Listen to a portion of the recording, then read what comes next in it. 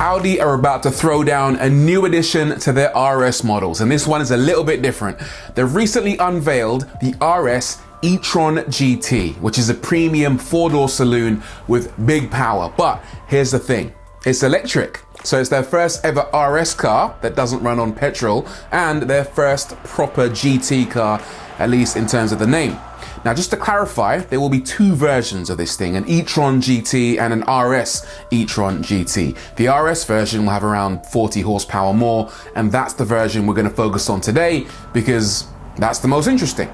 It'll go head to head with not only the Tesla Model S, but also the Porsche Taycan Turbo S. So clearly this thing's gonna be punching right at the top of the EV food chain. Audi are picking a pretty big fight here. So what's the car like and can they compete?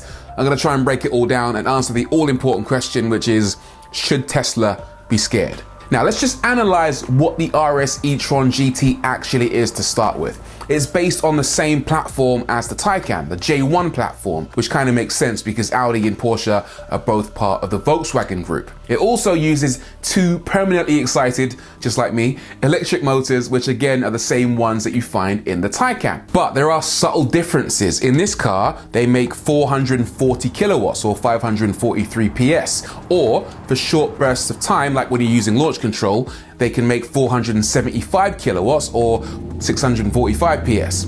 Now that's interesting because the Taycan Turbo makes 680, way more. The Taycan Turbo S makes 761. So the Audi is clearly down on power compared to the top Taycans, which makes sense, right? Why would VW Group allow an Audi to be more powerful than an equivalent Porsche? We've seen it before. The Panamera Turbo S is more powerful than the Audi RS6 by around 60 horsepower, despite using the same basic engine and doing the same basic job. The fastest Porsche SUV makes about 680 horsepower, but the fastest Audi SUV only makes 600. So it looks like a similar situation here. So how does the RS e-Tron GT compare to the Tesla Model S performance? Well, it's not good on paper. The latest Model S has up to 835 horsepower, so the Audi is massively down on power there, but it's still quick enough. Stupidly quick, in fact. 0 to 62 in 3.5 seconds, 155 flat out. It's not a car that you're gonna be getting into and thinking, oh my God, this thing's way too slow. It's knocking on supercar territory here. Price? Well, what we're hearing is that it will cost somewhere between 125 and 130,000 pounds. So it's positioned between the Taycan Turbo, which is 115k, and the Turbo S, which is around 140k. But again, this is around 35 grand more expensive than the Tesla Model S performance. So what's Audi playing at? Why should we get excited about the RS e-Tron GT? Well, I'll tell you what we know about it and what's likely to make it a success. First of all, the looks. Obviously make your own mind up, but I think it looks fantastic.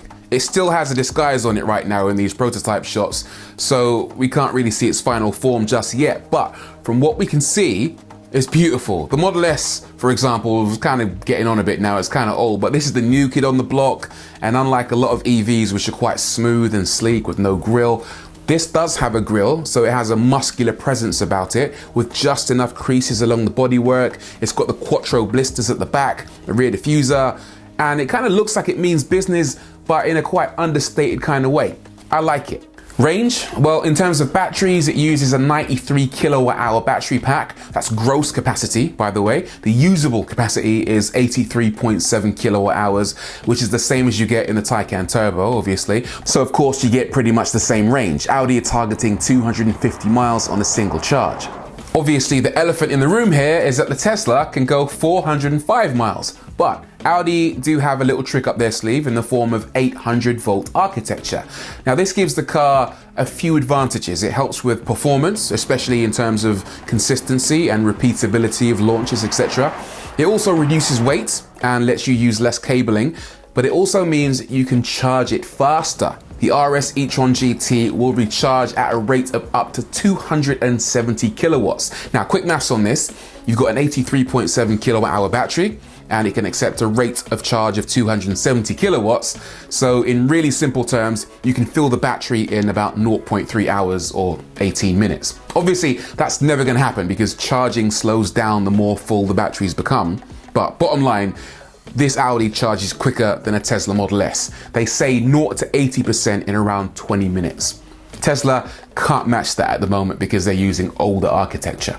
Now, could this be a better car to drive than the Model S, handling wise? I mean, maybe. I can't say for sure, haven't driven it yet, but let's remember this car is basically a Taycan underneath. And having driven a Taycan, I'd say the Taycan handles better than the current Model S performance. So that bodes pretty well for this Audi. It'll have rear wheel steering, which in my experience always makes cars feel that little bit more agile, especially when they're this big.